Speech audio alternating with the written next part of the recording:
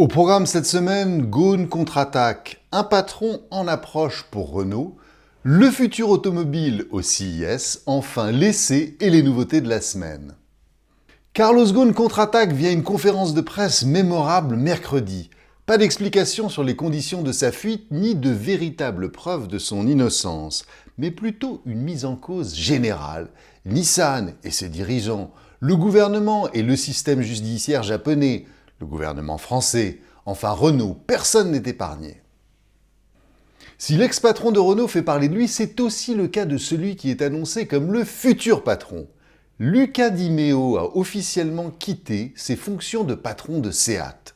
Il reste encore salarié du groupe Volkswagen, mais cette mise en retrait annonce très probablement une future nomination en tant que directeur général du groupe Renault.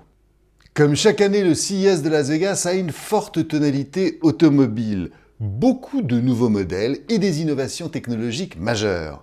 Le SUV électrique de Fisker, l'Océan, le projet de fil du futur pour Toyota, un véhicule volant pour Hyundai, un concept inspiré du film Avatar pour Mercedes, le clou du spectacle, le concept de voiture électrique de Sony.